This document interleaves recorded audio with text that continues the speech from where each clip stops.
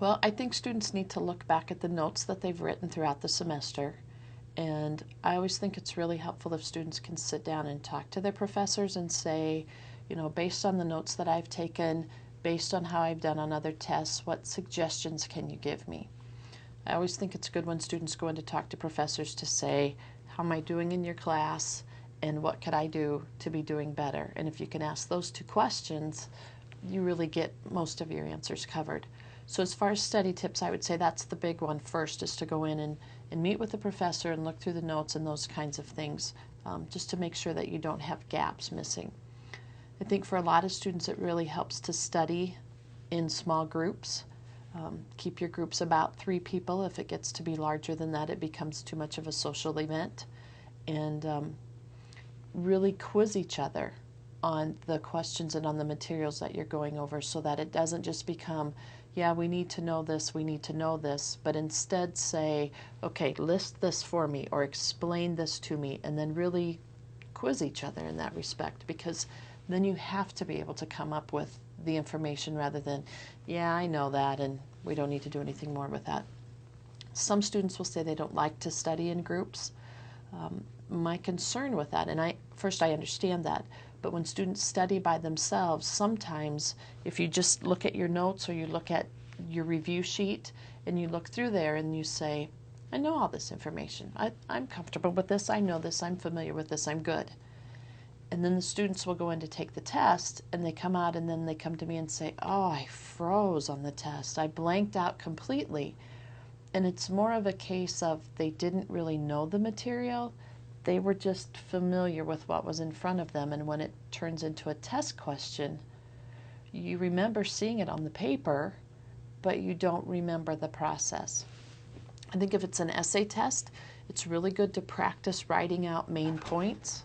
Not necessarily that you need to write the whole essay ahead of time, but write, okay, if I think there's going to be an essay about this thing, what would be the main points that I would need to include? I think that's really helpful. I think for a lot of students, they don't realize the amount of time that they must put in order to prepare for finals. If a student says, you know, I looked through this for 45 minutes or I studied for 2 hours, they think that's enough. And to really prepare for an end of the semester final, a lot more time needs to go into that, and hopefully by the time this airs, they've already been studying up to this point instead of saying, oh gee, maybe I need to start to study. So I think it really, you know, builds through the semester as you study and review. If you're doing what you're supposed to be doing, the finals, that extra studying just kind of falls into place. Right.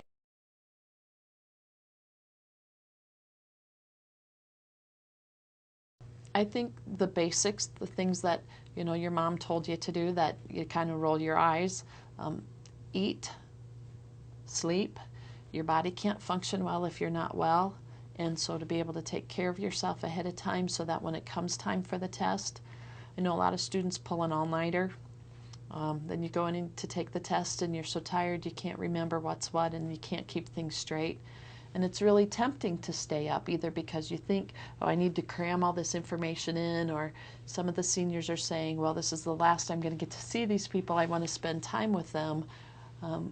But staying up all night really doesn't make for a very good situation to try to take those tests. I also think it's important in that taking care of yourself idea to take breaks while you study. Even if it's, I'm going to study for 45 minutes and take a 5-minute break, or I'm going to study for 2 hours and take a 20-minute break, so that you break that up a little bit. Another thing that I'd like to tell students to do is to study in the rooms where you're going to take the test, if that's possible. There's a lot of brain research that connects that there really is more, it's easier for you to retain that information if you study in the room where you've been taught and then where you'll test. So that's why it's nice that on our campus students can have access to get into the classrooms at night and study, and to take advantage of that. Shut off the TV when they study. Don't try to study with the same music that you try to party to. It just doesn't really work. And you know, be intelligent about some of those things and intentional about them, but also remember to take breaks, because you need to be well and you need to have those breaks in there so when you do go into test that you're ready to do that.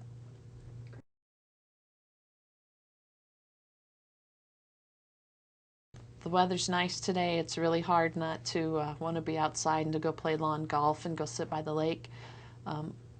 Like I said, I think some of that you need to take breaks. You need to do something physical. You need to change your routine a little bit.